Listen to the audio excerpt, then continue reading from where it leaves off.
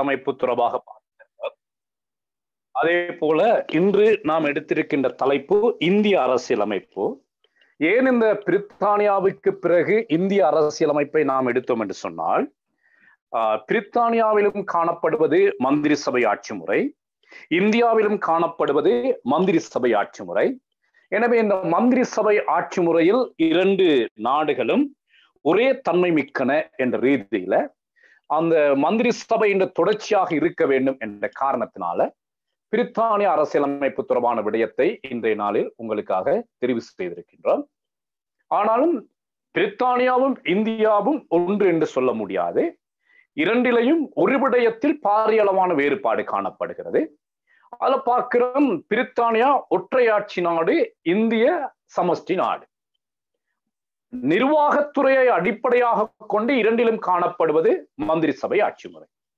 ஆனால் பிரித்தானியா ஒரு ஒற்றையாட்சி நாடு, இந்தியா ஒரு சமஷ்டி நாடு என்ற ரீதியில இவை மாறுபடுகின்றன. சரி, இனி நாம பார்க்கிறோம், நேரடியாக விடயத்துக்கு போவோம். இந்திய அரசியலமைப்பு தொடர்பாக நாம நேரடியாக விடயத்துக்கு போவோம். சரி, இந்த இந்திய அரசியலமைப்பை ஏன் எமது பாடப்பரப்பில் ஒரு அங்கமாக சேர்த்திருக்கின்றார்கள்? இலங்கையை பொறுத்தவரையில உயர்தர வகுப்பிலும், அடுத்தது பட்டப்படிப்பிலையும், இதுவரை காலமும் பழைய பாடத்திட்டத்தின் அடிப்படையில் தெரிவு செய்யப்பட்ட நாடுகள் ஒப்பீட்டு ரீதியாக இனி நாடுகளை கற்கின்ற விடயம் இல்லை. இப்போ இந்த அடுத்த மாதம் பரீட்சை எழுதியிருக்கின்ற BA பழைய பாடத்திட்ட மாணவர்களுக்கு நாடுகளை படிக்க வேண்டிய ஒரு தேவைப்பாடு இல்லை. ஆனால் இப்போ புதிதாக இருக்கின்ற உங்களுக்கு உயர்தர வகுப்பில் காணப்படுவதை போன்று அதைவிட சற்று கொஞ்சம் வித்தியாசமான முறையில் நாடுகளை கற்க வேண்டும் என்ற ரீதியில் சில நாட்டு அரசியல் அமைப்புகளை தந்திருக்கின்றார்கள். இப்போ இந்த இந்திய அரசியலமைப்பு தொடர்பான விடயத்தை பிரித்தானியாவை போல் நீண்ட காலம் இழுப்படாது நாம் 2 வகுப்பில் இந்திய அரசியலமைப்பை பூர்ணப்படுத்தலாம் என எண்ணுகின்றேன். பிரித்தானிய அரசியலமைப்புக்கு நாம் 4 நாட்களை செலவு செய்திருந்தோம். இந்திய அரசியலமைப்பை பொறுத்தவரையில் 2 வகுப்புகளில் இந்திய அரசியலமைப்பை பூர்ணப்படுத்தலாம் என நான் கருதுகின்றேன். பார்ப்போம், நேரத்தை அடிப்படையாக கொண்டு நாம் வகுப்பை நடத்தி செல்வோம். நேரத்தை அடிப்படையாக கொண்டு நாம் முடிவெடுக்கலாம், எப்படி 2 வகுப்பா 3 வகுப்பா என்று. பெரும்பாலும் 2 வகுப்புகளில் வகுப்பை இந்திய அரசியலமைப்பை பூர்ணப்படுத்த முயற்சிக்கின்றேன். சரி, இப்போ நாம் பார்க்கணும், யாரும் மைக் ஆன் பண்ணிருக்கிறீங்க, மைக் ஆஃப் பண்ணிக்கொள்ளுங்க. இப்போ நாம் பார்க்கணும், இந்த இந்திய அரசியலமைப்பு ஏன் எமது பாடப்பரப்பில் ஒரு அங்கமாக சேர்க்கப்பட்டிருக்குது. உயர்தர வகுப்பிலும் சரி, உங்களது பட்டப்படிப்பில் இறுதி ஆண்டிலும் சரி, ஏன் இந்த இந்திய அரசியலமைப்பை தெரிவு செய்திருக்கின்றார்கள்? இப்ப நாம பார்க்கிறோம், உலகத்துல ஐக்கிய நாடுகள் தாபனத்திலேயே பதிவு செய்யப்பட்ட நாடுகளாக 193 நாடுகள் இருக்கின்றன. அந்த 193 நாடுகளை ஏன் இந்த நாடுகளை மாத்திரம் எடுத்தார்கள்? தெரிவு செய்யப்பட்ட நாடுகளாக 193 நாடுகளில் தெரிவு செய்யப்பட்ட நாடுகள். அப்பதான் நாம சொல்லுவோம், இந்த பாட அழகை நாம் சொல்லுவோம் தெரிவு செய்யப்பட்ட நாடுகள் என்று. அப்படி தெரிவு செய்யப்பட்ட நாடுகளுள் ஏன் இந்த இந்திய அரசியலமைப்பை எமது பாடப்பரப்பில் எடுத்தார்கள் என்ற விடயத்தை நாம் முதலில் தெரிந்து கொள்ள வேண்டும். இந்திய அரசியலமைப்பை பொறுத்தவரை, இந்தியாவை பொறுத்தவரையில் தெற்காசியாவில் காணப்படுகின்ற மிகப்பெரிய ஒரு நாடு, தெற்காசியாவில் காணப்படுகின்ற மிகப்பெரிய ஒரு நாடு, உலக சனத்தொகையில் 2ஆம் இடத்தை வகிக்கின்ற ஒரு நாடு, இந்து சமுத்திர பிராந்தியத்தில் ஒரு வல்லரசாக வளர்ந்து வரும் ஒரு நாடு, உலக நிலப்பரப்பில் 2.4% கொண்ட ஒரு நாடு, உலக சனத்தொகையில் 16% உள்ளடக்கிய நாடு, பிரித்தானியர் ஆட்சிக்கு உட்பட்டிருந்த இந்தியாவில் அப்போ இவ்வாறான சிறப்புகளை இந்தியா பெற்றிருக்கின்ற காரணத்தினால் நாம் பார்த்திருக்கிறோமே, தெற்காசியாவில் மிகப்பெரிய நாடு, உலக சனத்தொகையில் 2ஆம் இடத்தை வகிக்கின்ற நாடு, இந்து சமுத்திர பிராந்தியத்தில் ஒரு வல்லரசாக வளர்ந்து வருகின்ற நாடு, உலகத்தில் காணப்படுகின்ற மிகப்பெரிய விவசாய நாடுகள் ஒன்று, விவசாய நாடுகள் 10இல் 1, அதே போல அண்மை காலமாக கைத்தொழில் ரீதியாகவும் விருத்தி பெற்று வருகின்ற ஒரு நாடு, இலங்கையோடு பன்னெடும் காலமாக தொடர்புகளை பேணி வந்த ஒரு நாடு, உலக நிலப்பரப்பில் 2.4% கொண்ட நாடு, உலக சனத்தொகையில் 16%, அதாவது சொல்லப்படுகின்றது இந்தியாவில் காணப்படுகின்ற 28 மாநிலங்களும் 28 நாடுகளுக்கு சமம். 28 மாநிலங்களும் 28 நாடுகளுக்கு சமம். தமிழ்நாடை ஒப்பிடுகின்றார்கள் எகிப்து நாட்டுக்கு. எகிப்து நாட்டில் சனத்தொகை 7 கோடி, அதே போல தமிழ்நாட்டின் சனத்தொகை 7 கோடி. அதே போல மகாராஷ்டிரா மாநிலத்தை ஒப்பிடுகின்றார்கள் பிரேசில் நாட்டுக்கு. அப்போ சனத்தொகையின் அடிப்படையில இந்தியா ஒரு நாடாக இருந்தாலும் கூட 28 நாடுகளுக்கு சமமான ஒரு பெரியதொரு நாடு, அதுவும் தெற்காசிய பிராந்தியத்தில் காணப்படுகின்ற நாடு. இத்தகைய சிறப்புகளின் காரணமாக இந்த இந்திய அரசியலமைப்பை உங்களது பாடப்பரப்பில் ஒரு அங்கமாக சேர்த்திருக்கின்றார்கள். இந்தியாவும் இலங்கையை போன்று பிரித்தானியர் ஆட்சிக்கு உட்பட்டிருந்த ஒரு நாடு. இந்தியாவையும் பிரித்தானியர் கைப்பற்றிக் கொள்கின்றார்கள். இவ்வாறு பிரித்தானியர் ஆட்சிக்கு உட்பட்ட இந்தியாவில் சுதந்திரத்துக்காக பாடுபட்டவர்களாகவும் நாட்டின் முக்கிய தலைவர்களாகவும் மகாத்மா காந்தி, சுபாஷ் சந்திரபோஸ், ஜவஹர்லால் நேரு போன்றவர்கள் திகழ்கின்றார்கள். இந்தியாவும் காலனித்துவத்துக்குட்பட்ட ஒரு நாடாக காணப்பட்டது. இத்தகைய காலனித்துவத்துக்குட்பட்ட இந்த நாட்டில்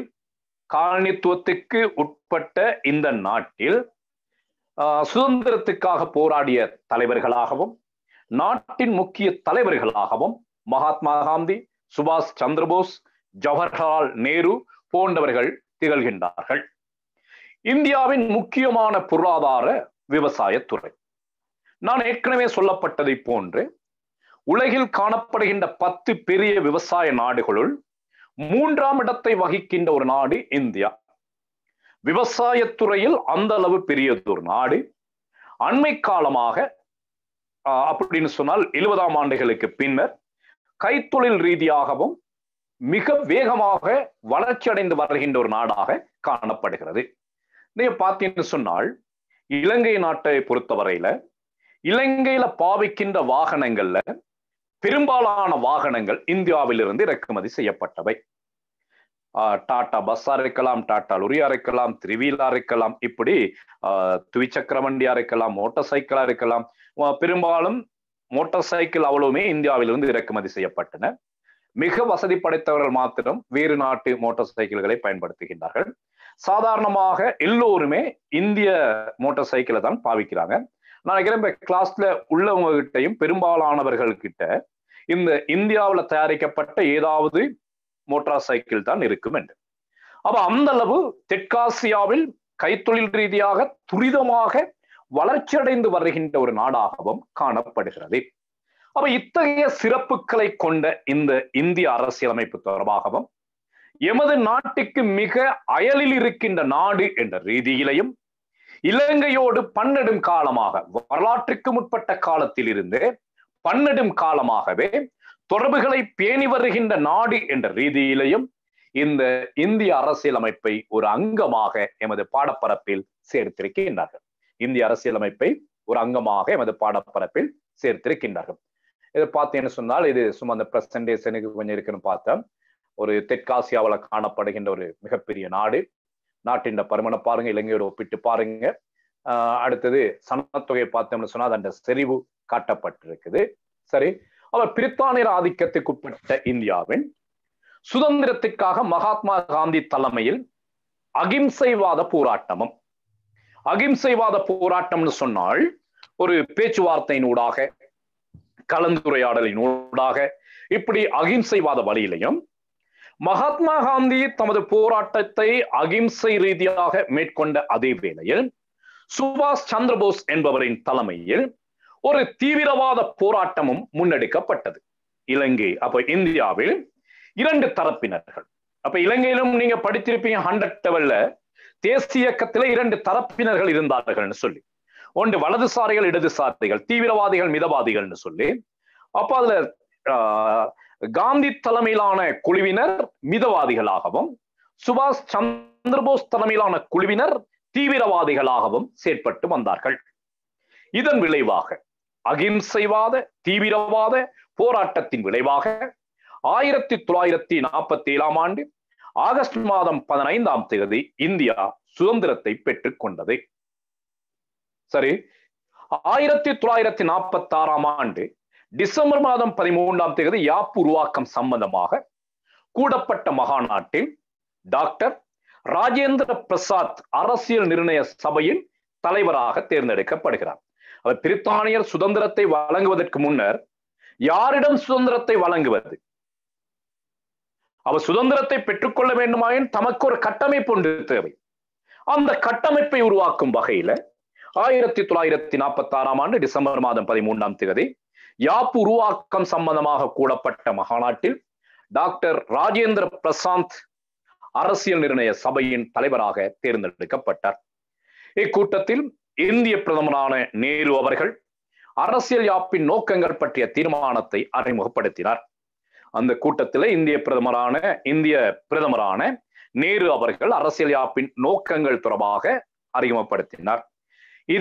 அதில் இந்திய அரசின் கொள்கைகள் தெளிவுறுத்தப்பட்டன. இந்திய அரசு எப்படிப்பட்டதாக இருக்கணும், இந்திய அரசினது கொள்கைகள் என்ன என்பன போன்ற விடயங்கள் இதில் தீர்மானிக்கப்பட்டன. நாம பார்க்கிறோம், சுதந்திரத்துக்காக போராடிய தலைவர்கள்ல மகாத்மா காந்தி, சுபாஷ் சந்திர போஸ். இது ஏன் இப்படி படிப்பிக்கிறேன்னு சொன்னால் உங்களுக்கு இந்த பெயர்கள் மறக்காமல் இருக்கணும் அப்படிங்கிறதுக்காக இந்த ஸ்லைட்ஸை நாம போட்டிருக்கிறோம். அதே போல பார்க்கிறோம், யாப்பு அறிஞர்கள் அதை பார்த்தீங்கன்னு சொன்னா ராஜேந்திர பிரசாத், டாக்டர் அம்பேத்கர், ஜவஹர்லால் நேரு இவர்கள் எல்லாமே யாப்பு வரைக்குழுவில் முக்கிய தலைவர்களாக காணப்பட்டார்கள். சரி, இனி நாம தொடர்ந்து பார்ப்போம். 1947ஆம் ஆண்டு ஜனவரி 22ஆம் தேதி அரசியல் நிர்ணய சபையின் குழுவையும் ஏற்படுத்தி டாக்டர் அம்பேத்கர் குழுவின் தலைவராக தெரிவு செய்யப்படுகிறார். டாக்டர் அம்பேத்கர் குழுவின் தலைவராக தெரிவு செய்யப்படுகிறார். இங்க நாம பார்க்கிறோம், யாப்பு உருவாக்க சபையின் தலைவராக யாப்பு உருவாக்க சபையில் ஆரம்பத்தில் தலைவராக நியமிக்கப்பட்டவர் டாக்டர் ராஜேந்திர பிரசாத். அதுக்கு பிறகு நம்ம பார்க்கிறோம், அந்த குழுவுக்கு டாக்டர் அம்பேத்கர் தலைவராக தெரிவு செய்யப்படுகிறார். அவை தவிர 7 உறுப்பினர்கள் அதில் அங்கம் வகித்தனர். இவர்களால் உருவாக்கப்பட்ட இந்த அரசியலமைப்பு 1948ஆம் ஆண்டு நவம்பர் மாதம் 4ஆம் தேதி அரசியல் யாப்பு நிர்ணய சபையில் சமர்ப்பிக்கப்பட்டது. 1948ஆம் ஆண்டு நவம்பர் 4ஆம் தேதி அரசியல் யாப்பு நிர்ணய சபையில் சமர்ப்பிக்கப்பட்டது. இது தொடர்பான விவாதம் 1949ஆம் ஆண்டு நவம்பர் 26ஆம் தேதி வரை முன்னெடுக்கப்பட்டு நவம்பர் 26ஆம் தேதி இந்த யாப்பு நிறைவேற்றப்பட்டது. இதெல்லாம் அறிமுகத்துக்கு. இந்த விடயங்கள் அப்படியே நீங்க மனப்பாடம் செய்ய வேண்டும் என்ற அவசியப்பாடில்லை. ஒரு முறைக்கு 2 முறை வாசி கொண்டீங்கன்னு சொன்னால் போதுமானதாக இருக்கு. சரி, அரசியல் நிர்ணய சபையின் கடைசி கூட்டம் 1950ஆம் ஆண்டு ஜனவரி மாதம் 14ஆம் தேதி கூடப்பட்டது. அதில் அரசியல் நிர்ணய சபையின் தலைவராக இருந்த டாக்டர் ராஜேந்திர பிரசாத் குடியரசின் முதல் ஜனாதிபதியாக தேர்ந்தெடுக்கப்பட்டார். நாம் பார்த்தோம், அரசியல் நிர்ணய சபையின் தலைவர், அந்த அரசியல் நிர்ணய யாப்பு உருவாக்க சபையின் தலைவர் வேறு, அரசியல் நிர்ணய சபையின் தலைவராக இருந்த ராஜேந்திர பிரசாத் குடியரசின் தலைவராக தேர்ந்தெடுக்கப்பட்டார். 1950ஆம் ஆண்டு ஜனவரி 26ஆம் தேதி இந்தியா ஒரு குடியரசு நாடாக மாறியது. உங்களுக்கு தெரியும், இந்தியா சுதந்திரத்தை பெற்றுக் கொண்டது 1947ஆம் ஆண்டு ஆகஸ்ட் மாதம் 15ஆம் தேதி. இந்தியா குடியரசு நாடாக மாறியது 1950ஆம் ஆண்டு ஜனவரி 26ஆம் தேதி. இதை நாம சொல்லுவோம் இந்தியாவின் குடியரசு தினம். அதே போல இலங்கையை பார்த்தீங்கன்னு சொன்னா, இலங்கை சுதந்திரத்தை பெற்றுக் கொள்கிறது எப்போ 1948 பிப்ரவரி 4ஆம் தேதி. இலங்கை எப்பொழுது குடியரசு நாடாக மாறுகிறது? 1972ஆம் ஆண்டு மே மாதம் 22ஆம் தேதி. இலங்கையின் சுதந்திர தினம் என்பது வேறு, குடியரசு தினம் என்பது வேறு. இலங்கை குடியரசாக மாறுகிறது 1972ஆம் ஆண்டு மே மாதம் 22ஆம் தேதி. ஓகே, இந்திய அரசியல் அமைப்பானது பல்வேறுபட்ட மூலங்களை அடிப்படையாக கொண்டு உருவாக்கப்பட்டுள்ளது. இப்ப இந்திய அரசியலமைப்பை வரைந்த பொழுது இந்த இந்திய அரசியலமைப்பில் பல்வேறுபட்ட மூலங்களை அடிப்படையாக கொண்டு இந்த அரசியலமைப்பை உருவாக்கி இருக்கின்றார்கள். அதுல ஒன்று பார்க்கிறோம், இந்திய அரசியலமைப்பு எப்படி உருவாக்கப்பட்டது. அதுல ஒன்று 1935ஆம் ஆண்டு இந்திய அரசாங்க சட்டம், இங்கிலாந்து பார்லமெண்டத்தின் சில கூறுகள் 1935ஆம் ஆண்டு இந்தியாவில் காணப்பட்ட ஒரு அரசாங்க சட்டம், அந்த சட்டத்தில் காணப்படுகின்ற சில விடயங்கள். இங்கிலாந்து நாட்டிலிருந்து சில கூறுகளை இந்திய அரசியலமைப்புக்கு எடுத்தார்கள். அதுல ஒன்று, இந்தியாவில் பிரித்தானியாவில் காணப்படுவதை போன்று மன்னர் இங்கு ஜனாதிபதி, அரசின் தலைவர் இங்கு ஜனாதிபதி, அங்கு அரசின் தலைவர் மன்னர், அரசருக்கு பதிலாக ஜனாதிபதியையும், பிரித்தானியாவில் காணப்படுவதை போன்று பாராளுமன்ற ஆட்சி முறையையும், பிரித்தானிய பாராளுமன்ற உறுப்பினர் ஒருவருக்குரிய சிறப்புரிமைகள் இந்திய பாராளுமன்ற உறுப்பினருக்குமான சிறப்புரிமைகளாக காணப்படுகின்றன. அப்ப இந்த விடயங்கள், ஜனாதிபதி, பாராளுமன்றம், பாராளுமன்ற சிறப்புரிமைகள், இந்த விடயங்கள் இங்கிலாந்து அரசியலமைப்பின் அடிப்படை கூறுகளாக எடுத்துக்கொள்ளப்பட்டன. போன்ற கேட்கலாம், இந்திய அரசியலமைப்பின் அடிப்படை கூறுகளை ஆராய்க. இந்திய அரசியலமைப்பானது பல்வேறுபட்ட அனுபவங்களை அடிப்படையாக கொண்டு உருவாக்கப்பட்டது, ஆராய்க. கேள்வி எழுதி கொள்ளுங்க. இந்திய அரசியலமைப்பானது அப்போ அறிமுகத்தோடு இந்த விடயம் தான் நாங்க முக்கியம். இந்திய அரசியலமைப்பானது பல்வேறுபட்ட மூலங்களை அடிப்படையாக கொண்டு உருவாக்கப்பட்டுள்ளது, ஆராய்க. அல்லது இந்திய அரசியலமைப்பின் அடிப்படை கூறுகளை ஆராய்க. இப்படி கேட்கலாம் கேள்விகள். அதுக்கான விடத்தை நாம பார்த்து கொண்டு இருக்கிறோம். அப்ப நாம பார்க்கிறோம் அடுத்தது, அமெரிக்க அரசியலமைப்பில் உள்ள உரிமைகள் தொடர்பான விடயங்கள். அமெரிக்க அரசியல் யாப்பில் காணப்படுவதை போன்று உரிமைகள் தொடர்பான விடயங்கள் இங்கு சேர்க்கப்பட்டிருக்கின்றது. அமெரிக்க அரசியலமைப்பில் இருந்து எடுத்திருக்கின்றார்கள் இந்திய அரசியலமைப்பில் காணப்படுகின்ற உரிமைகள் என்ற விடயத்தை. அமெரிக்க அரசியலமைப்பில் உள்ளதை போன்று ஒரு சிறந்த முகவுரை ஒன்ற அரசியலமைப்பில் காணப்படுகிறது. இது அடுத்த முக்கியமான விடயம். அரசியலமைப்பின் முகவுரைன்னு சொன்னால் அதன் நோக்கம், தன்மை என்பன போன்ற விடயங்களை உள்ளடக்கிய ஒரு முகவுரை. ஒரு நூலின் முகவுரை இருப்பதை போல வேறு நாடுகளில் இல்லாத வகையில் இந்திய அரசியலமைப்பிலையும் அமெரிக்க அரசியலமைப்பிலையும் ஒரு முகவுரை காணப்படுகிறது. அதே போன்று நாம பார்க்கிறோம், கனடிய அரசியல் அமைப்பில் உள்ளதை போன்று வலுவான மத்திய அரசாங்கத்தை கொண்ட ஒரு கூட்டாட்சி. கனடிய அரசியலமைப்பில் உள்ளதை போன்று வலுவான மத்திய அரசாங்கத்தை கொண்ட ஒரு கூட்டாட்சி முறை இங்கு காணப்படுகிறது. அமெரிக்காவில் காணப்படுவதை போன்று சமஷ்டி ஆட்சி அல்ல, இங்கு சொல்லப்படுகின்றது கூட்டாட்சி முறை. சமஷ்டி கூட்டாட்சி ஒன்று என்று சொல்லப்பட்டாலும் அவை இரண்டுக்கும் இடையில சில வேறுபாடுகள் இருக்கின்றது. அப்போ இந்த இந்தியாவில் காணப்படுகின்ற கூட்டாட்சி முறை கனடாவில் காணப்படுகின்ற கூட்டாட்சி முறைக்கு ஒத்ததாக இருக்கின்றது. அயர்லாந்து அரசியலமைப்பில் உள்ளதை போன்று அரச கொள்கை வழிகாட்டல் நெறிகள், அயர்லாந்து அரசியலமைப்பில் இருந்து அரச கொள்கை வழிகாட்டல் தத்துவம் என்ற விடயத்தை இவர்கள் எடுத்திருக்கின்றார்கள். அதே போன்று சோவியத் நாட்டில் உள்ளதை போன்று அடிப்படை கடமைகள், ரஷ்யா நாட்டில் இருந்து எடுக்கப்பட்ட அடிப்படை கடமைகள் என்ற விடயம் அரசியலமைப்பில் முக்கிய கூறாக காணப்படுகிறது. டிஎஸ் பாசு, ஜெனிங்ஸ் போன்றோரின் நூல்கள் இந்த அரசியலமைப்புக்கு மூலாதாரங்களாக டிஎஸ் பாசு, ஜெனிங்ஸ் போன்றவர்களின் நூல்கள் எடுக்கப்பட்டிருக்கின்றன. அடுத்து இந்திய நாட்டில் தொண்டு தொட்டு பேணி வருகின்ற மரபுகள், உச்ச நீதிமன்ற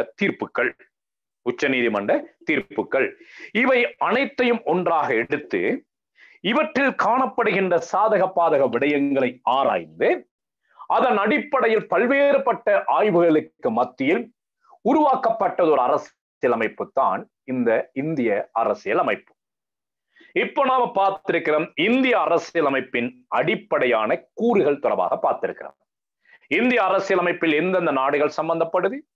பிரித்தானியா, அமெரிக்கா, கனடா, அயர்லாந்து, ரஷ்யா, அது இல்லாம ஜெனிங்ஸ் பாசு போன்றவரின் நூல்கள், மரபுகள், உச்ச நீதிமன்ற தீர்ப்பு, 1935ஆம் ஆண்டு இந்திய அரசாங்க சட்டம்.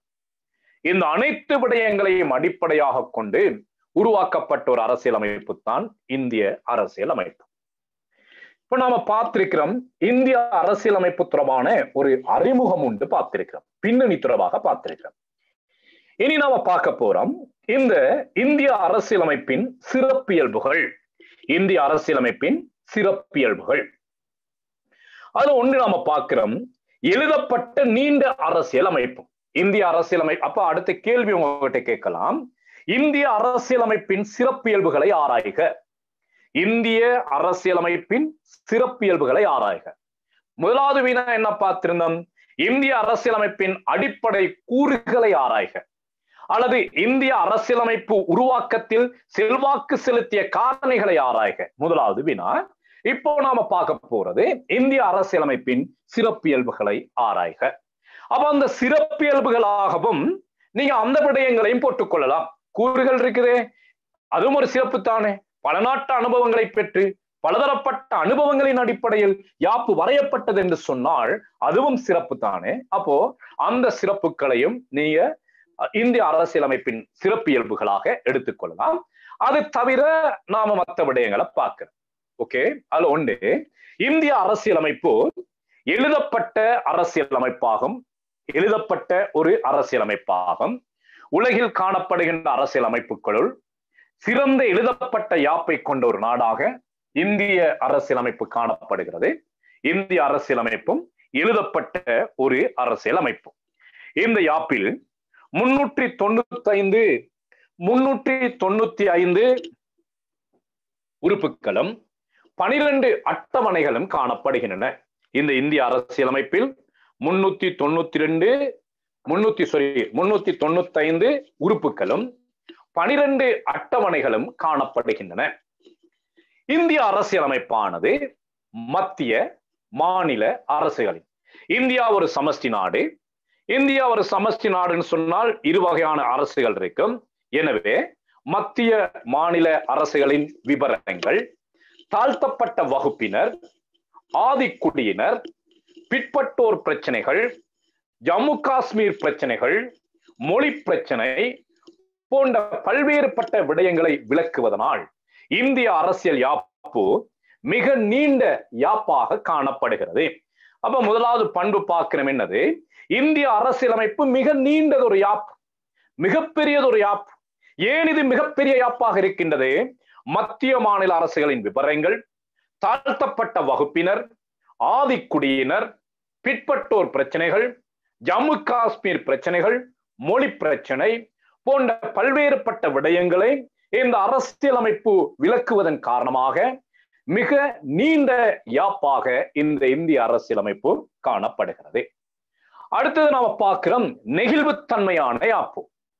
நீங்க இது படிக்க முதல்ல நாம சமஷ்டி ஆட்சி முறையில ஒரு முக்கியமான பண்பு பார்த்திருந்தோம். சமஷ்டி ஆட்சி முறையின் முக்கியமான பண்புகளில் ஒன்று யாப்பு நெகிழா தன்மையுடையதாக இருக்க வேண்டும் என்று பார்த்திருந்தோம். ஓகே, யாப்பு எப்படிப்பட்டதாக இருக்கணும்? நெகிழா தன்மை உடையதாக இருக்க வேண்டும் என்று நாம பார்த்திருந்தோம். சமஷ்டி ஆட்சி முறை படிச்சோம் தானே? யாராவது ஒரு ஆள் எனக்கு சமஷ்டி ஆட்சி முறை படிச்சோம் தானே? கிளாஸ்ல யாராவது இருக்கிறீங்களா?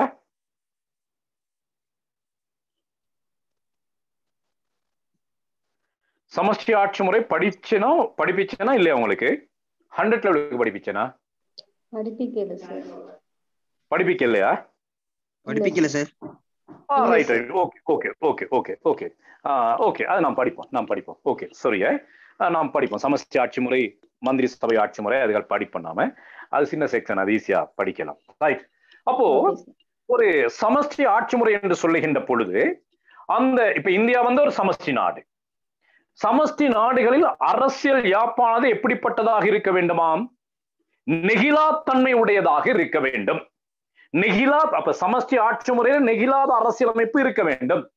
நெகிழா தன்மையுடைய அரசியலமைப்புன்னு சொன்னால் அரசியலமைப்பினை இலகுவாக மாற்றுவதற்கோ திருத்துவதற்கோ கூடாது. அரசியலமைப்பினை விசேட ஏற்பாடுகளை கடைபிடித்து மாற்றக்கூடியதாக இருக்குமாக இருந்தால் அதை நாம சொல்லுவோம் நெகிழாத யாப்பு. அப்ப இந்தியா நாம பார்க்கிற ஒரு சமஷ்டி நாடு. இந்த சமஷ்டி நாட்டில் காணப்படுகின்ற அரசியல் யாப்பானது எப்படிப்பட்டதாக இருக்கின்றது? நெகிழாத அரசியல், நெகிழ்வுத்தன்மை கொண்டதாக இருக்கின்றது. இது ஒரு வித்தியாசமான பண்பு. சமஷ்டி நாடு என்று சொன்னால் கட்டாயமாக நெகிழாத அரசியலமைப்பு காணப்பட வேண்டும். ஆனால் இந்திய அரசியலமைப்பு எப்படிப்பட்டதாக இருக்கின்றது? நெகிழ்வுத்தன்மை கொண்ட ஒரு அரசியலமைப்பாக காணப்படுகிறது.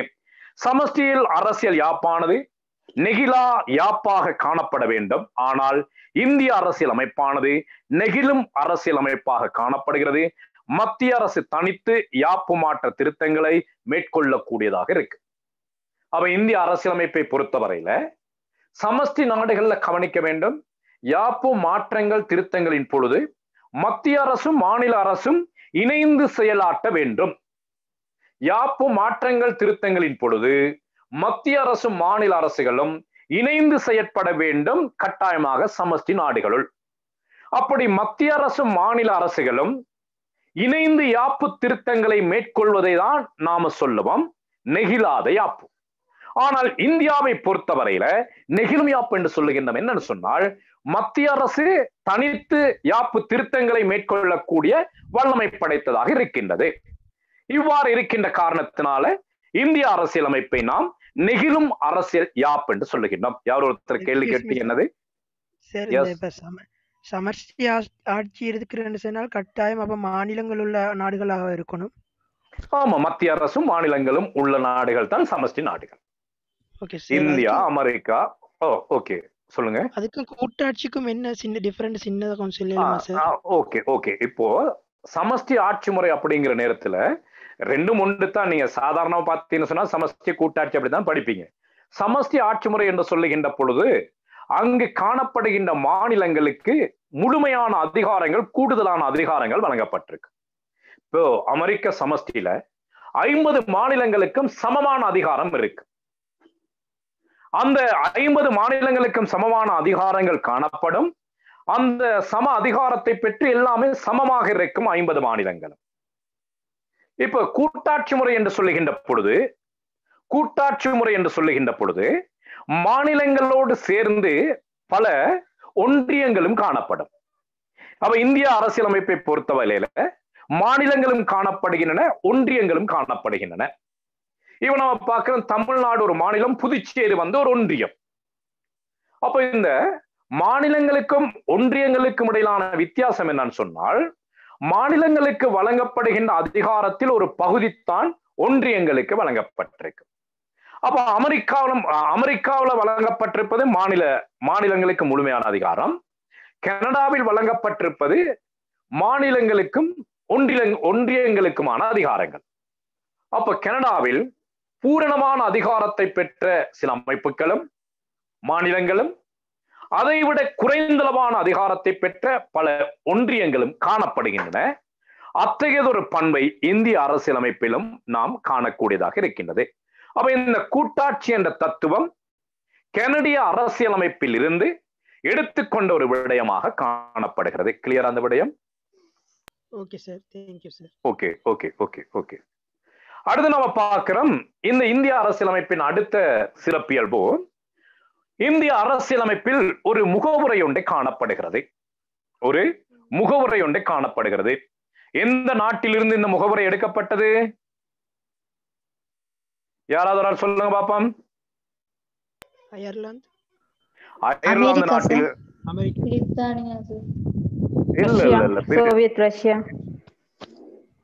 சோவியத் ரஷ்யாவில இருந்து கடமைகள் எடுக்கப்பட்டது. சரி, அயர்லாந்துல இருந்து அரச கொள்கை வழிகாட்டல் நெறிகள் எடுக்கப்பட்டது. அமெரிக்கா. கொஞ்சம் அமெரிக்கா. ஓகே, 10 நிமிஷத்துக்கு முன்னால படிப்பிச்சது. ரைட், ஓகே ரைட், ஓகே, சரி, பிரச்சனை. பிறகு நோட்ஸை பாருங்க ஒரு முறை. அப்போ இந்திய அரசியலமைப்பில் முகவுரை ஒன்றை காணப்படுகிறது. அமெரிக்க அரசியலமைப்பில் காணப்படுவதை போன்று ஒரு முகவுரை ஒன்று இந்திய அரசியலமைப்பில் காணப்படுகிறது. இந்த முகவுரையில் இந்தியாவின் முதல் பிரதமரான ஜவஹர்லால் நேருவின் சிந்தனைகள் கூடுதலாக இடம்பெற்றிருக்கின்றன. அடுத்து நாம பார்க்கிறோம் மக்கள் இறைமை, சமூக பொருளாதார சமத்துவம் என்பன முக்கிய அம்சங்களாக காணப்படுகின்றன. இந்தியாவும் ஒரு ஜனநாயக நாடு. எனவே நாட்டின் அதிகாரங்கள் மக்களிடம் காணப்படுகிறது. எனவே மக்கள் இறைமைக்கு முக்கியத்துவம் கொடுக்கப்பட்டிருக்கின்றது. சமூக பொருளாதார சமத்துவம் என்பன காணப்படுகின்றன. இந்த விடயங்கள் இந்திய அரசியலமைப்பில் முகவுரையில் காணப்படுகின்ற முக்கியமான விடயமாக காணப்படுகிறது. ஓகே, அடுத்து நாம பார்க்கிறோம் பாராளுமன்ற அரசாங்க முறை. இந்திய அரசியலமைப்பு இங்கிலாந்து அரசியல் அமைப்பினை போன்று பாராளுமன்ற அரசாங்க முறைக்கு வழி சமைக்கிறது. பிரித்தானியாவில் காணப்படுவதை போன்று. இப்ப உங்களுக்கு பாராளுமன்ற அரசாங்க முறை என்றால் என்னன்னு சொல்லி தெளிவாக தெரியும். நாம ஒரு 4 கிளாஸ் அது சம்பந்தமாக மிக தெளிவாக பார்த்திருக்கிறோம். பிரித்தானியாவில் காணப்படுவதை போன்று பாராளுமன்ற அரசாங்க முறை இங்கு காணப்படுகிறது. நிர்வாகத்துறைக்கு பொறுப்பாக நிர்வாகத்துறைக்கு பொறுப்பான அமைச்சரவை பாராளுமன்றத்திற்கு பொறுப்பாக உள்ளது. இந்த பாராளுமன்றமானது லோக்சபா, ராஜ்யசபா என 2 அமைப்புகளை கொண்டு காணப்படுகிறது. அவை பிரித்தானியாவில் காணப்படுவதை போன்று பாராளுமன்ற ஆட்சி முறை காணப்படுகிறது. இந்த பாராளுமன்ற ஆட்சி முறையில் நாட்டின் நிர்வாகத்துக்கு பொறுப்பாக பிரதமரை தலைமையாக கொண்ட ஒரு அமைச்சரவை காணப்படும். அந்த அமைச்சரவையானது பாராளுமன்றத்திற்கு பொறுப்பாக உள்ளது. பிரித்தானியாவிலும் அப்படி காணப்படுகிறது. இந்தியாவிலேயும் அமைச்சரவை பாராளுமன்றத்திற்கு பொறுப்பாக உள்ளது. இந்த விடயங்கள் பிரித்தானிய அரசியலமைப்பில் இருந்து எடுத்துக்கொண்ட விடயங்களாக காணப்படுகின்றன. இந்தியாவில் சட்டத்துறை பாராளுமன்றம் என அழைக்கப்படுகிறது, காங்கிரஸ் என அழைக்கப்படுகிறது. அந்த காங்கிரஸ் லோக்சபா, ராஜ்யசபா என 2 அமைப்புகளை கொண்டு காணப்படுகிறது. அடுத்து நாம பார்க்கிறோம் இந்திய அரசியலமைப்பின் மற்றொரு முக்கியமான பண்பு மத சார்பற்ற அரசு. அரசியலமைப்பின் 42வது சரத்தில் சமதர்ம, மத சார்பற்ற என்ற பதங்கள் இடம்பெற்றுள்ளன. அடிப்படை உரிமைகளை விட இதற்கு முக்கியத்துவம் வழங்கியுள்ளனர். ஆனால் ஒவ்வொருவருக்கும் முழு மத வழிபாட்டு சுதந்திரத்தை அரசியலமைப்பு வழங்கி இருக்கின்றது. இங்க முக்கியமாக கவனிக்க வேண்டிய விடயம் என்னன்னு சொன்னால், இந்தியாவில் பலதரப்பட்ட மதங்கள் காணப்படுகின்றன. பலதரப்பட்ட மதங்கள் காணப்பட்ட போதிலும் இந்திய அரசியலமைப்பில் எந்த ஒரு மதத்துக்கும் முக்கியத்துவம் கொடுக்கவில்லை. இளைஞரை நம்ம பார்க்கிறோம், பௌத்த மதம் அரசு மதம், அதனை பேணி பாதுகாப்பது அரசின் கடமை என்று பௌத்த மதத்துக்கு முக்கியத்துவம் கொடுக்கப்பட்டிருக்குது. ஆனால் இந்தியாவில் பல மதங்கள் காணப்பட்ட போதிலும் எந்த ஒரு மதத்துக்கும் அரசியல் அமைப்பில் முக்கியத்துவம் கொடுக்கப்படவில்லை. அரசியல் அமைப்பே மத சார்பற்ற ஒரு அரசியல் அமைப்பாகத்தான் காணப்படுகிறது. இது இந்திய அரசியலமைப்பின் மற்றும் ஒரு சிறப்பியல்பாக நாம் குறிப்பிடலாம். அடிப்படை உரிமைகளுக்கு கொடுக்கக்கூடிய முக்கியத்துவத்தை விட இந்த மத சார்பற்ற என்ற பதங்களுக்கு இந்தியா முக்கியத்துவம் கொடுத்திருக்குதுன்னு சொன்னால், இந்தியாவில் மத சார்பற்ற ஒரு அரசியலமைப்பு காணப்படுகிறது. ஆனாலும் எந்த ஒரு மனிதனும் இந்தியாவை பொறுத்தவரையில எந்த ஒரு மதத்தையும் பின்பற்றலாம், விடலாம், வேண்டிய மதத்தை தழுவலாம் என்ற ஒரு சுதந்திரத்தன்மை காணப்படுகிறது. எந்த கட்டுப்பாடும் இல்லை. விரும்பியவர் விரும்பிய மதத்தை கடைபிடிக்கக்கூடிய, விரும்பிய மதத்தை அனுஷ்டிக்கக்கூடிய வாய்ப்புகள் இந்தியாவில் காணப்படுகின்றன. இந்த விடயம் இந்திய அரசியல் அமைப்பில் காணப்படுகின்ற மற்றும் ஒரு முக்கியமான விடயமாக நாம் குறிப்பிடலாம். அடுத்து நாம பார்க்கிறோம் என்னது, மத சார்பற்ற தன்மை. அடுத்து நாம பார்க்கிறோம், 2 முறை போடப்பட்டிருக்கு sorry. அடுத்து நாம பார்க்கிறோம் ஒற்றை குடியுரிமை. இது ஒரு வித்தியாசமான பண்பு. ஒற்றை குடியுரிமை என்று சொல்லுகின்ற பொழுது சமஷ்டி நாடுகளில் கட்டாயமாக 2 வகையான குடியுரிமைகள் காணப்பட வேண்டும். ஒன்று மத்திய அரசின் குடியுரிமை, மாநிலங்களின் குடியுரிமை என 2 வகையான குடியுரிமைகள் சமஷ்டி நாடுகளுள் காணப்பட வேண்டும். இந்தியா ஒரு சமஷ்டி நாடாக காணப்பட்ட போதிலும் அங்கு ஒற்றை குடியுரிமை மட்டும்தான் வழங்கப்பட்டிருக்கின்றது. இந்தியன் என்ற குடியுரிமை மட்டும்தான் வழங்கப்பட்டிருக்கிறது. இப்ப இந்தியா, ரஷ்யா போன்ற நாடுகள்ல மத்திய அரசின் குடியுரிமை வேறு, மாநிலங்களின் குடியுரிமை வேறு என 2 வகையான குடியுரிமைகள் காணப்படுவது இயல்பு. ஆனால் இந்தியாவை பொறுத்தவரையில இவ்வாறு 2 வகையான குடியுரிமைகள் வழங்கப்படாது, ஒற்றை குடியுரிமை வழங்கப்பட்டுள்ளமை மற்றும் ஒரு சிறப்பம்சமாக நாம் குறிப்பிடலாம். ஆனால் இந்தியாவில் வாழுகின்ற அனைவரும் இந்திய தேசத்தவர்கள் என்ற ஒரு குடியுரிமை மாத்திரமே வழங்கப்பட்டுள்ளது. இது பிரத்யேகமான ஒரு பண்பாக நாம சொல்லலாம். ஏன் பிரத்யேகமான பண்பு? சமஷ்டி நாடுகள் கட்டாயமாக 2 குடியுரிமைகள் காணப்பட வேண்டும். ஆனால் இந்தியாவை பொறுத்தவரையில இரட்டை குடியுரிமை வழங்கப்படாது, ஒற்றை குடியுரிமை மாத்திரமே வழங்கப்பட்டிருக்கின்றது. இது இந்திய அரசியலமைப்பில் பிரத்யேகமான பண்பாக நாம் குறிப்பிடலாம். அடுத்து நாம் பார்க்கிறோம் அடிப்படை உரிமைகள். அரசியலமைப்பில் 3ஆம் பாகத்தில் அடிப்படை உரிமைகள் தொடர்பான விளக்கங்கள் கொடுக்கப்பட்டிருக்கின்றன. அரசியலமைப்பில் 3வது அத்தியாயத்தில் பாகத்தில் அடிப்படை உரிமைகள் தொடர்பாக விளங்கப்படுத்தப்பட்டிருக்கின்றன. இவ்வுரிமைகளுக்கு நீதியின் அடிப்படையில் உத்தரவாதமும் அளிக்கப்பட்டிருக்கின்றது. உரிமைகளை சொன்னதோடு மாத்திரமல்ல, இலங்கையிலே 78ஆம் ஆண்டு அரசியலமைப்பில் அடிப்படை உரிமைகள் அத்தியாயம் காணப்படுகிறது. அந்த உரிமைகளை அனுபவிக்கக்கூடிய வாய்ப்புகள் காணப்படுகிறது. அந்த உரிமைகள் மீறப்படுகின்ற பொழுது என்ன செய்யலாம் என்றும் சொல்லப்பட்டிருக்கின்றது. அதே போல பிரித்தானிய அரசியலமைப்பிலேயும் அடிப்படை உரிமைகள் தொடர்பான உத்தரவாதம் அளிக்கப்பட்டிருக்கின்றது. உரிமைகள் மீறப்பட்டால் அதனை தடுப்பதற்கான ஏற்பாடுகளும் உள்ளன. நீதித்துறையின் காவலனாக நீதிமன்றம் விளங்குகிறது. இந்தியா அரசியலமைப்பை பொறுத்தவரையில நீதித்துறையின் ஒரு காவலனாக இந்த நீதிமன்றம் விளங்குகிறது. அனைத்து உரிமைகளும் 6 வகையாக ஒழுங்கமைக்கப்பட்டிருக்கின்றன. அனைத்து வகையான உரிமைகளும் 6 வகையாக ஒழுங்கமைக்கப்பட்டிருக்கின்றன. இது இந்திய அரசியலமைப்பின் மற்றும் ஒரு முக்கியமான அம்சமாக நாம் குறிப்பிடலாம். ரைட். அடுத்து நாம பார்க்கணும், இந்த இந்திய அரசியலமைப்பின் மற்றும் ஒரு முக்கியமான பண்பு நீதி புனராய்வு அதிகாரம். நீதி புனராய்வு அதிகாரம் என்று சொன்னால் என்னது? ஒரு சட்டத்துறையால் உருவாக்கப்படுகின்ற ஒரு சட்டம் அரசியல் யாப்புக்கு உகந்ததா இல்லையா என்பது தொடர்பாக நீதிமன்றத்திற்கு விளக்கம் அளிக்கக்கூடிய அதிகாரம் இருந்தால் அதனை நாம் சொல்லுவோம் நீதி புனராய்வு அதிகாரம். சட்டமன்றத்தால் உருவாக்கப்படுகின்ற ஒரு சட்டம் அரசியல் அமைப்புக்கு உகந்ததா இல்லையா என்பது தொடர்பாக நீதிமன்றத்திற்கு விளக்கம் அளிக்கக்கூடிய அதிகாரத்தை நாம சொல்லுவோம் நீதி புனராய்வு அதிகாரம். அந்த நீதி புனராய்வு அதிகாரம் எனப்படுவது இந்திய அரசியலமைப்பில் நீதிமன்றங்களுக்கு வழங்கப்படுகின்றன. இந்திய சட்டமன்றத்தினால் உருவாக்கப்படுகின்ற ஒரு சட்டத்திற்கு நீதி புனராய்வு செய்யக்கூடிய அதிகாரம் இந்திய அரசியலமைப்பின் அடிப்படையில் நீதிமன்றங்களுக்கு வழங்கப்பட்டிருக்கின்றன. இது அடுத்த முக்கியமான பண்பு. அடுத்து நாம பார்க்கிறோம் வழிகாட்டல் நெறிகள். இது எங்க இருந்து எடுக்கப்பட்டது? அயர்லாந்து. அரசு எவ்வாறு தொழிற்பட வேண்டும், அரசு சட்டங்களை உருவாக்குகின்ற பொழுதும் அதனை நடைமுறைப்படுத்துகின்ற பொழுதும், ஒரு அரசு சட்டங்களை உருவாக்குகின்ற பொழுதும் சட்டங்களை நடைமுறைப்படுத்துகின்ற பொழுதும் எவ்வாறு நடந்து கொள்ள வேண்டும் என்பது தொடர்பாக விளக்கம் அளிப்பதை நாம சொல்லுவோம். என்பது தொடர்பாக விளக்கம் அளிப்பதை நாம சொல்லுவோம் அரச கொள்கை வழிகாட்டல் கோட்பாடு அல்லது அரச கொள்கை வழிகாட்டல் நெறிகள் என்று சொல்லுவோம். என்னது? ஒரு நாடு எப்படிப்பட்ட சட்டங்களை உருவாக்க வேண்டும், எப்படி அந்த சட்டங்களை நடைமுறைப்படுத்த வேண்டும் என்பது தொடர்பாக வழிகாட்டுகின்ற வழிகாட்டி நெறிகள் தான் வழிகாட்டி நெறிகள். இதை நாம சொல்லுவோம் அரச கொள்கை வழிகாட்டல் கோட்பாடு என்று சொல்லுவோம்.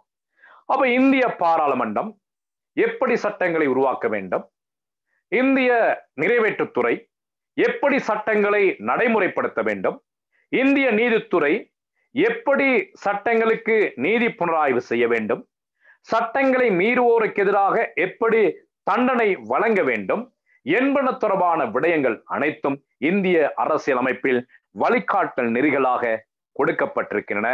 இத்தகையதொரு வழிகாட்டல் நெறி இந்திய அரசியலமைப்பில் காணப்படுகின்றமை மற்றும் ஒரு சிறப்பம்சமாக நாம் குறிப்பிடலாம். அடுத்தது நாம எஸ் சார், அந்த ஒழுக்க நெறிகள்ல மாற்றங்கள் ஏற்படுத்தலுமா? அரசியல் அமைப்பில் காணப்படுகின்ற விடயத்துல மாற்றங்கள் ஏற்படுத்த முடியாது. வழிகாட்டல் நெறிகளாக சொல்லப்பட்டிருக்கின்ற விடயத்துல மாற்றங்கள் ஏற்படுத்த இயலாது. அந்த விடயத்தை அடிப்படையாக கொண்டுதான் இந்திய சட்டமன்றம் சட்டங்களை உருவாக்க வேண்டும். இந்திய நிறைவேற்றுத்துறை அந்த சட்டங்களை நடைமுறைப்படுத்த வேண்டும். நீதித்துறையும் அதனை அடிப்படையாக கொண்டுதான் நீதிமன்ற தீர்ப்புகளை ஒழுங்கமைக்க வேண்டும். ஓகே, அடுத்து நாம பார்க்கிறோம் இந்திய அரசியலமைப்பின் மற்றும் ஒரு முக்கியமான பண்பு கூட்டாட்சி முறை. இந்திய அரசியலமைப்பின் மற்றும் ஒரு முக்கியமான பண்பு கூட்டாட்சி முறை. இந்திய கூட்டாட்சியானது நெருக்கடி கால நிலையில் ஒற்றையாட்சியாகவும் சாதாரண காலங்களில் சமஷ்டி ஆட்சி முறையாகவும் தொழிற்பட்டு வருகிறது. அப்ப இந்திய கூட்டாட்சி முறையின் அல்லது இந்திய சமஷ்டியின் ஒரு முக்கியமான பண்பு என்னன்னு சொன்னால், இந்தியா நெருக்கடி கால நிலையின் பொழுது ஒரு சமஷ்டி ஆட்சியாகவும் ஒரு கூட்டாட்சியாகவும் சாதாரண காலங்களில் ஒரு கூட்டாட்சியாகவும் நெருக்கடி காலங்களில் ஒற்றையாட்சியாகவும் இந்திய சமஷ்டி தொழிற்படுகிறது. இதுல நம்ம பார்க்கிறோம், நாட்டில் எந்த வகையான குழப்பங்கள், பொருளாதார சீர்கேடு, பணவீக்கம், இது போன்ற பிரச்சனைகள் இல்லாத வேளையில் இந்தியா அமெரிக்காவில் காணப்படுவதை போன்று ஒரு சமஷ்டி நாடாகவும், நெருக்கடி கால நிலைன்னு சொன்னால் இயற்கை அனர்த்தமாக இருக்கலாம், பயங்கரவாத அச்சுறுத்தலாக இருக்கலாம், சுகாதார பிரச்சனைகளாக இருக்கலாம். இவ்வாறான நெருக்கடி கால நிலையில் இந்தியா ஒரு ஒற்றையாட்சி நாடாகவும் தொழிற்பட ஆரம்பிக்கும். ஒற்றையாட்சி நாடுன்னு சொன்னால் என்னது? மத்திய அரசு அனைத்து வகையான சட்டங்களையும் உருவாக்கும். மத்திய அரசின் அதிகாரம் அங்கு மேலோங்கி காணப்படும். அப்ப இவ்வாறு இந்தியா சாதாரண காலங்களில் சமஷ்டி நாடாகவும், நெருக்கடி காலங்களில் ஒற்றையாட்சி நாடாகவும் தொழிற்படுகின்ற காரணத்தினால்தான் இந்தியாவை ஒரு அரைக்குறை சமஷ்டி என்று சொல்லுகின்றார்கள். அப்ப இந்திய கூட்டாட்சியின் மற்றொரு முக்கியமான பண்பு இது. அப்ப இந்தியாவில் பார்க்கணும், சமஷ்டி என்ற பதம் பயன்படுத்துவது குறைவு. இந்தியாவை பொறுத்தவரையில் சமஷ்டி என்ற பதம் பயன்படுத்துவது குறைவு. மாறாக கூட்டாட்சி என்ற பதம் தான் கூடுதலாக பயன்படுத்தப்படுகிறது. ஓகே, அடுத்து நம்ம பார்க்கிறோம் காமன்வெல்த் உறுப்புரிமை. காமன்வெல்த் உறுப்புரிமைன்னு சொன்னால் என்னது? நாம் ஏற்கனவே பார்த்திருந்தோம் பிரித்தானிய அரசியலமைப்புல காமன்வெல்த் அமைப்பு என்று சொல்லி பார்த்திருந்தோம். என்னது காமன்வெல்த் அமைப்புன்னு சொன்னால்? யாராவது ஒரு ஆள் சொல்லுங்க பாபா எனக்கு. காமன்வெல்த் அமைப்புன்னு சொன்ன காலனித்துவத்துக்கு உட்பட்டிருந்த நாடுகள்ல பிறகு ஒரு அவங்களோட உள்ள ஒரு ஒற்றுமை ஒரு காலத்தில் ஒரு காலத்தில் பொதுநலவாய நாடுகள் ஒரு காலத்தில் பிரித்தானிய ஏகாதிபத்தியத்திற்கு உட்பட்டிருந்த நாடுகள் சுதந்திரத்தை பெற்றுக் கொள்கின்றன.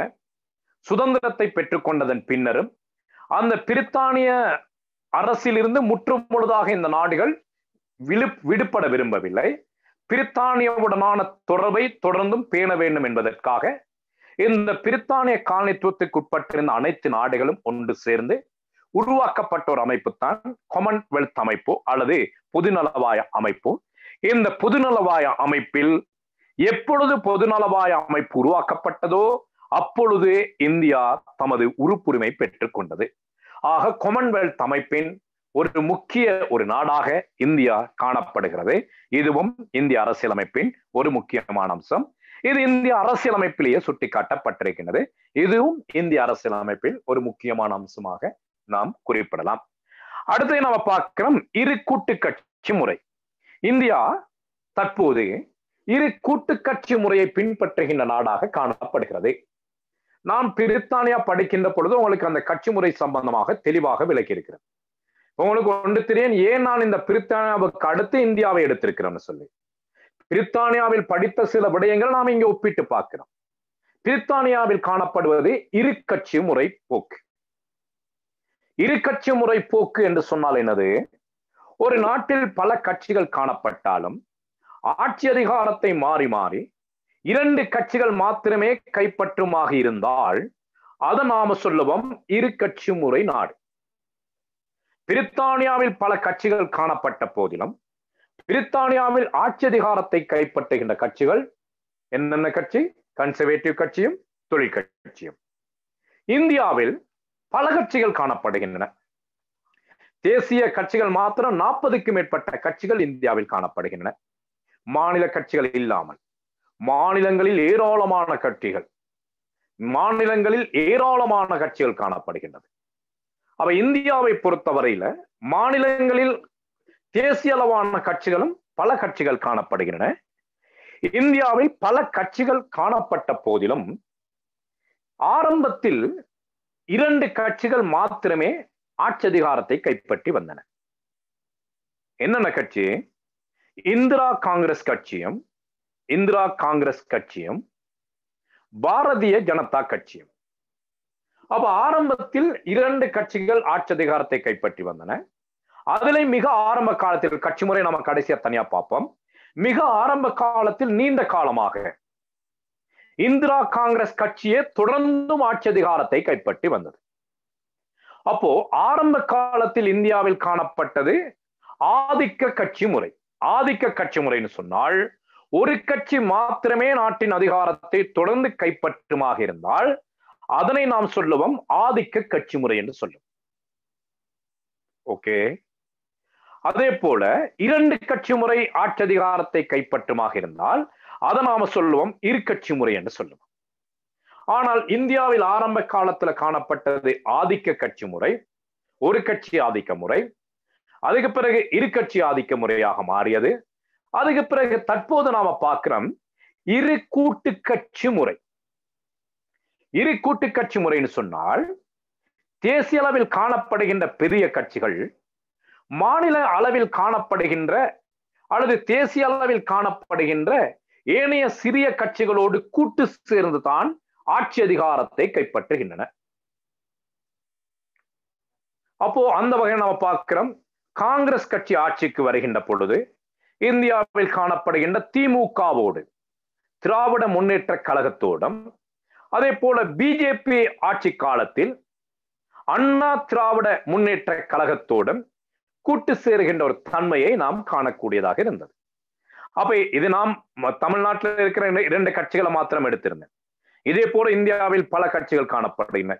கம்யூனிஸ்ட் கட்சி, தெலுங்கானா கட்சி, இப்படி பல கட்சிகள் மாநிலத்துக்கு மாநிலம் வேறுபடுகின்றன.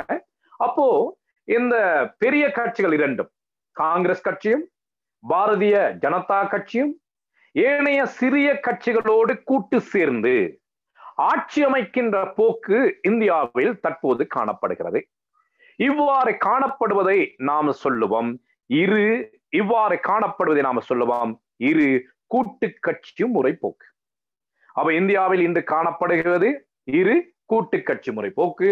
இதுவும் இந்திய நாட்டின், இந்திய அரசியலமைப்பின் ஒரு முக்கியமான பண்பாக நாம் குறிப்பிடலாம்.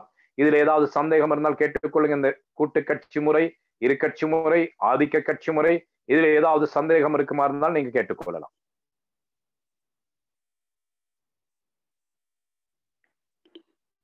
இல்ல அப்படியா? கிளியரா விளங்குதா? ஒண்ணும் விளங்கலையா? என்ன செய்றீங்க?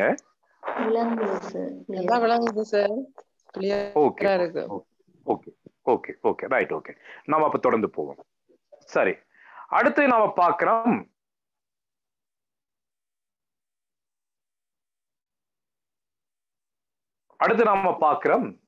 இந்திய அரசியலமைப்பில் காணப்படுகின்ற ஒரு முக்கியமான விடயம். இப்போ இதுவரையும் பார்த்த விடயங்கள், முதலாவது பார்த்திருந்தோம் இந்திய அரசியலமைப்பின் அடிப்படை கூறுகளை ஆராய்க. அடுத்த வினா பார்த்திருந்தோம் இந்திய அரசியலமைப்பின் சிறப்பியல்புகளை ஆராய்க. அடுத்தது ஒரு வினாவாக வர முடியாது, ஆனாலும் இந்த விடயத்தை தெரிந்து வைத்திருக்க வேண்டும். தனி ஒரு வினாவாக வருவதற்கான வாய்ப்பு குறைவோ. இந்திய அரசியல் அமைப்பில் காணப்படுகின்ற மற்றும் ஒரு முக்கியமான விடயம் அடிப்படை கடமைகள். இது எந்த நாட்டிலிருந்து எடுக்கப்பட்டது? அடிப்படை கடமைகள் எந்த நாட்டிலிருந்து எடுக்கப்பட்டது? யாராவது ஒருத்தர்? சோவியத் ரஷ்யாவிலிருந்து எடுக்கப்பட்டது. சோவியத் ரஷ்யாவில் காணப்படுவதை போன்று இந்திய அரசியல் அமைப்பிலையும் அடிப்படை கடமைகள் என்ற விடயம் காணப்படுகிறது. இந்திய அரசியலமைப்பிலையும் அடிப்படை கடமைகள் என்ற விடயம் காணப்படுகிறது. அப்ப இந்திய அரசியலமைப்பிலேயே மக்களது கடமைகள் தொடர்பாக தெளிவுறுத்தப்பட்டிருக்கின்றது.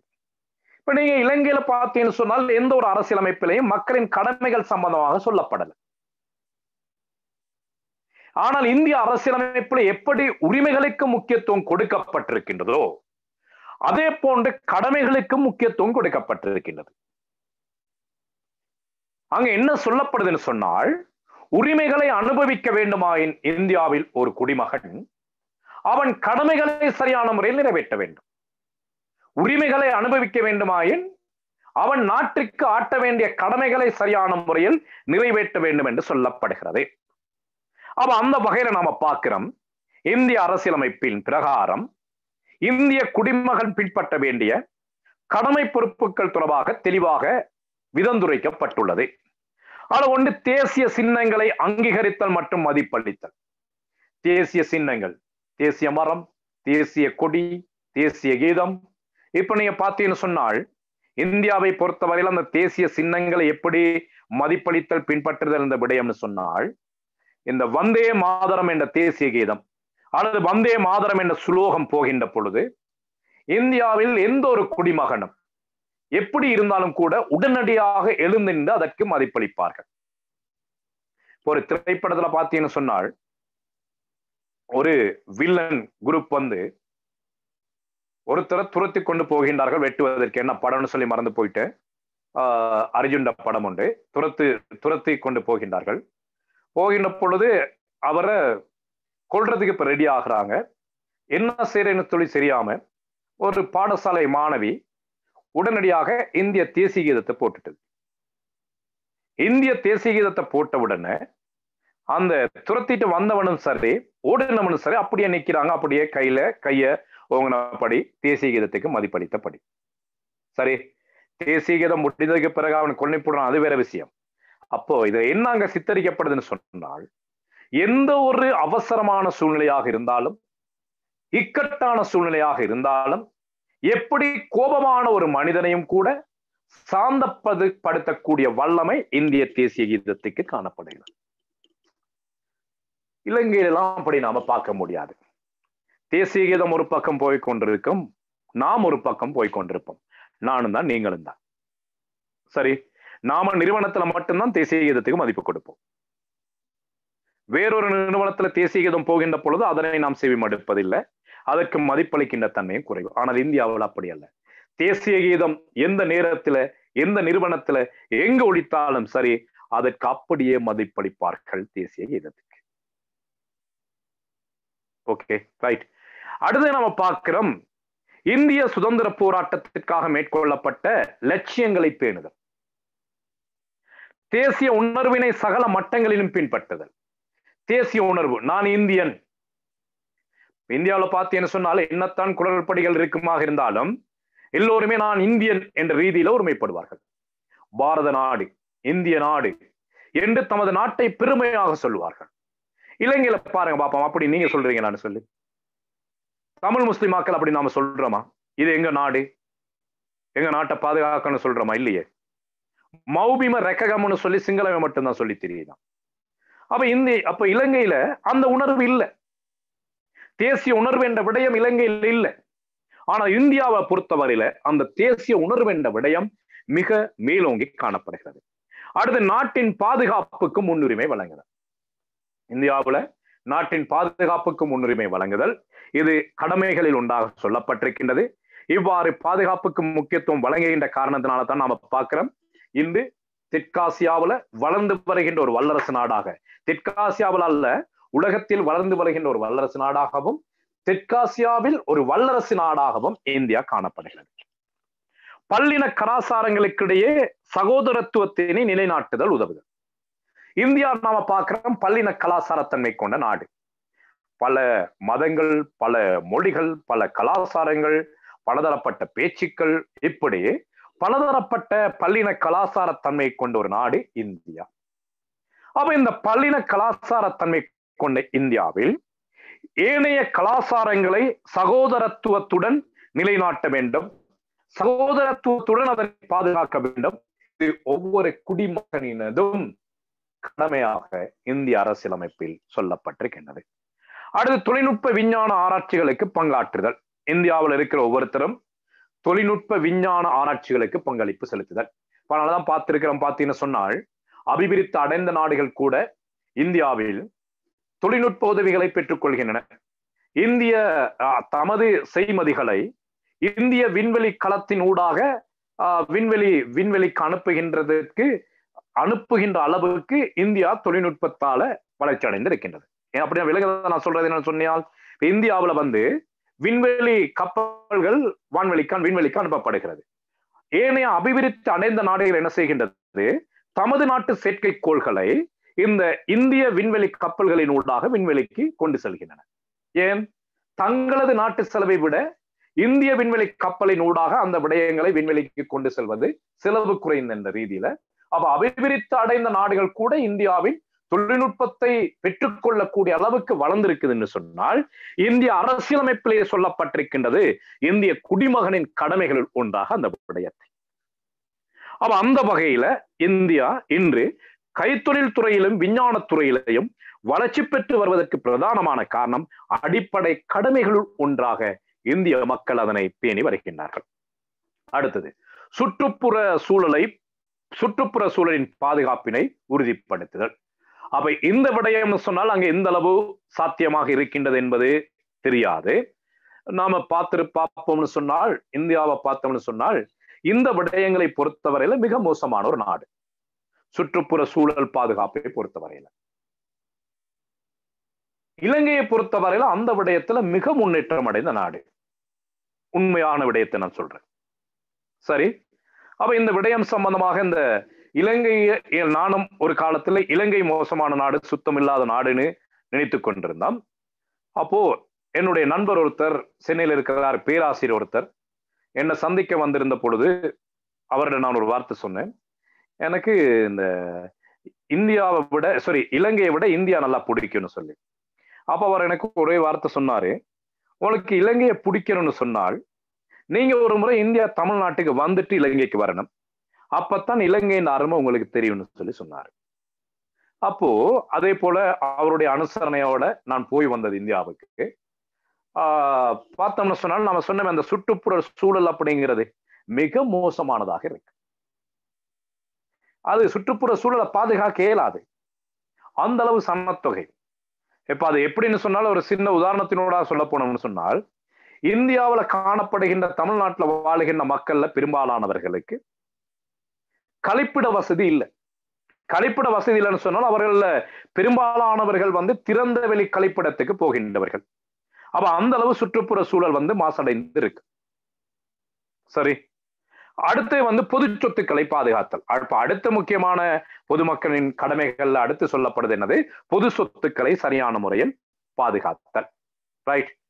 அடுத்து நம்ம பார்க்கிறோம் இந்திய அரசியலமைப்புக்கு ஏற்ப அடுத்த முக்கியமான விடயம், இந்திய சமஷ்டி அரசியலமைப்புக்கு ஏற்ப இந்திய அரசானது பிராந்திய அமைப்புகளின் ஒன்றிணைப்பாகும். Union of states. அப்ப இங்க கவனிக்கணும், இந்தியா எந்த ஒரு இடத்திலும் சமஷ்டி நாடு என்ற பதத்தை பயன்படுத்தவில்லை. பிராந்திய அமைப்புகளின் ஒன்றிணைப்பாகும். அப்ப இதான் அந்த இந்தியாவுல கூட்டாட்சி என்று சொல்றோம். சமஷ்டி அல்ல, என்னது? கூட்டாட்சி. பிராந்தியங்கள் கூட்டு சேர்ந்து உருவாக்கப்பட்டதுதான் இந்திய சமஷ்டி. அந்த வகையில இது மத்திய அரசாங்கத்தையும் 29 பிராந்தியங்களையும் 7 யூனியன் பிரதேசங்களையும் உள்ளடக்கி இருக்கின்றது. யூனியன் பிரதேசங்கள் நாம பார்த்திருந்தோம், ஒன்றியம், யூனியன் பிரதேசங்கள். அப்போ 29 பிராந்தியங்கள், மாநிலங்களையும். அப்ப அங்கேயும் கூட மாநிலம் என்ற பதம் பயன்படுத்துவது குறைவு, பிராந்தியங்கள் என்று தான் பயன்படுத்துகின்றார்கள். 29 பிராந்தியங்களையும் 7 யூனியன் பிரதேசங்களையும் கொண்டு காணப்படுகிறது. நாம் பார்த்திருக்கிறோம், இப்போ பிராந்திய அரசாங்கத்திற்கும் யூனியன் பிரதேசத்திற்கும் இடையில ஒரு முக்கியமான வேறுபாடு இருக்கின்றது. பிராந்திய அரசுகள், மாநில அரசுகள், அந்த பிராந்தியங்களை நாம சொல்ற மாநிலங்கள், இந்த மாநில அரசுகளுக்கு அரசியலமைப்பின் மூலம் வழங்கப்பட்ட சமஷ்டி முறையில் காணப்படும் சுயாதீனமான தன்மை காணப்படும். அரசியல் அமைப்பினூடாக மாநிலங்களுக்கான அதிகாரங்கள் ஒதுக்கப்பட்டிருக்கு. அப்ப அங்க ஒரு சுயாதீனமான தன்மை காணப்படும். ஆனால் அத்தோடு மக்களால் தேர்ந்தெடுக்கப்பட்ட சட்டமன்றம் ஒன்றும் அமைச்சரவை ஒன்றும் காணப்படும். எங்க? மாநிலங்களுக்கு. மாநிலங்கள் சுயாதீனமாக இயங்கும். மக்களால் தெரிவு செய்யப்பட்ட சட்டமன்றம் ஒன்று இருக்கும். மக்களால் தெரிவு செய்யப்பட்ட சட்டமன்ற உறுப்பினர்களில் இருந்து தேர்ந்தெடுக்கப்பட்ட ஒரு அமைச்சரவை ஒன்று காணப்படும். இது மாநிலங்களில். ஆனால் பிராந்தியங்களை பொறுத்தவரையில அவ்வாறு இருக்காது. மாநிலங்களை விட சுயாதீனத்தன்மை குறைந்ததாகவும், சட்டமன்றம் என்பதற்கு பதிலாக அதைவிட குறைந்த அதிகாரமுடைய ஒரு சட்டமன்றமும் வழங்கப்பட்டிருக்கும். சரி, அடுத்து நாம பார்க்கிறோம், ஒரு நிமிஷமே, அடுத்து நாம பார்க்கிறோம் மாநில ஆளுநர் மத்திய அரசை பிரதிநிதித்துவப்படுத்தினாலும் மாநில அரசின் நிறைவேற்று நிர்வாகம் தொடர்பில் ஆளுநருக்கு வரையறுக்கப்பட்ட அதிகாரங்களே காணப்படும் பிராந்தியங்கள். மாநிலத்தின் தலைவராக இருப்பார் ஆளுநர். அவர் மத்திய அரசின் ஜனாதிபதியினால நியமிக்கப்பட்டவராக இருப்பார். மத்திய அரசின் ஜனாதிபதியினால நியமிக்கப்பட்டவராக ஆளுநர் இருந்தாலும் அவருக்கான அதிகாரங்கள் வரையறுக்கப்பட்டதாகத்தான் இருக்கும் மாநிலங்களுள். எனினும் யூனியன் பிரதேசங்களை பொறுத்தவரையில மத்திய அரசின் அதிகாரமே மேலோங்கி இருக்கும். யூனியன் பிரதேசங்களில் ஆளுநர்களின் அதிகாரமும் மேலோங்கி காணப்படும். இந்தியாவில் உள்ள 7 யூனியன் பிரதேசங்களிலும் 5 மத்திய அரசின் நேரடியான கட்டுப்பாட்டின் கீழ் இருக்கின்றன. இந்தியாவில் மாநிலங்கள் வந்து எத்தனை? 29, யூனியன்கள் வந்து 7. அந்த 7ல 5 யூனியன் பிரதேசங்கள் நேரடியாக மத்திய அரசின் கட்டுப்பாட்டின் கீழ் இருக்கின்றன. இவற்றில் சட்டமன்றங்கள் இல்லை. எனினும் டில்லி, புதுச்சேரி என்னும் 2 யூனியன்களுக்கு மாத்திரம்.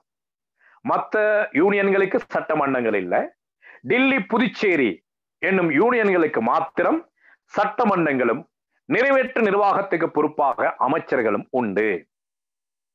மத்திய அரசின் பிரதிநிதியாக நிறைவேற்று ஆளுநர் இங்கு செயற்பட்டு வருவார். அப்ப இங்க நாம பார்க்கிறோம், இந்தியாவுல ஒரு முக்கியமான விடயம் என்னது? இந்திய சமஷ்டி அல்ல, மாறாக நாம என்ன பார்க்கிறோம்? பிராந்தியங்களின் ஒன்றியம். பிராந்தியங்கள் பல சேர்ந்து உருவாக்கப்பட்ட ஒரு கூட்டமைப்பு. ஓகே, அப்ப அந்த பிராந்தியங்கள் 2 வகையான அலகுகள் காணப்படுகின்றன. ஒன்று மாநிலங்கள், யூனியன்கள். மாநிலங்கள் தொடர்பாக உங்களுக்கு தெரியும், யூனியன்கள் தொடர்பாக உங்களுக்கு தெளிவான விளக்கம் உங்களுக்கு தெரியும். ரைட்? ஓகே, இந்த விடயம்தான் இன்றைய கிளாஸ்ல நாம பார்க்க வந்த விடயங்கள். அடுத்த கிளாஸ்ல நாம இனி இந்திய அரசியலமைப்பின் உள்ளால் இருக்கிற விடயங்களை நாம தனித்தனியாக பார்க்கணும். இப்போ இன்றைக்கு பார்த்த விடயங்கள்ல ஒரு முறை மீட்டி பாருங்க, என்னென்ன விடயம் பார்த்திருக்கிறோம். ஒன்று, இந்திய அரசியலமைப்பு ஏன் நாம் படிக்கிறோம்னு சொல்லி பார்த்திருந்தோம். அடுத்தது நாம பார்த்திருந்தோம் இந்த இந்திய நாட்டின் முக்கியத்துவம் தொடர்பாக பார்த்திருந்தோம். அடுத்து நாம பார்க்கிறோம் இந்திய அரசியலமைப்பில் இந்திய அரசியலமைப்பின் அடிப்படை கூறுகள் தொடர்பாக பார்த்திருந்தோம். அடுத்து இந்திய அரசியலமைப்பின் சிறப்பியல்புகள் தொடர்பாக பார்த்திருந்தோம். அந்த சிறப்பியல்புகள்ல பல விடயங்கள் பார்த்திருந்தோம். அத்தோடு இந்திய அரசியலமைப்பின் கடமைகள் தொடர்பாக பார்த்திருந்தோம். அடுத்து இந்த இந்திய சமஷ்டியின் ஒரு பிரத்யேகமான பண்பு, இந்திய சமஷ்டியின் பிரத்யேகமான ஒரு பண்பாக நாம பார்த்திருந்தோம். இந்திய சமஷ்டி எப்படிப்பட்டது? சமஷ்டி அல்ல, மாறாக பிராந்தியங்களின் ஒன்றியம் என்ற ரீதியில பிராந்தியங்களாக காணப்படுகின்ற மாநிலங்கள், யூனியன்கள், இவற்றுக்கிடையிலான வேறுபாடுகள் தொடர்பாக நாம பார்த்திருந்தோம். சரி, இதுல ஏதாவது சந்தேகம் இருக்குமா நீங்க கதைக்கலாம். அடுத்த கிளாஸ்ல நாம பார்க்கணும் இந்திய அரசியலமைப்பின் இந்திய சமஷ்டியின் விசேடமான பண்புகள். அது பெரிய செக்ஷன். அது முடிய இன்னும் ஒரு கிளாஸ் தேவைப்படும். இந்திய அரசியலமைப்பில் காணப்படுகின்ற உள்விடயங்கள், இப்போ இந்தியாவின் சட்டமன்றம், இந்தியாவின் ஜனாதிபதி, இந்தியாவின் கட்சிகள், அது போன்ற விடயங்கள். அந்த நோட்ஸ் நான் உங்களுக்கு அனுப்பியிருக்கிறேன். அந்த விடயங்களும் அனுப்பியிருக்கிறேன்னா உங்களுக்கு டியூட்ல அந்த நோட்ஸ் வந்திருக்குதா? இந்திய சட்டமன்றம் சம்பந்தமான, இந்திய ஜனாதிபதி, அந்த நோட்ஸ் இருக்குதான்னு சொல்லி பாருங்க டியூட்ல.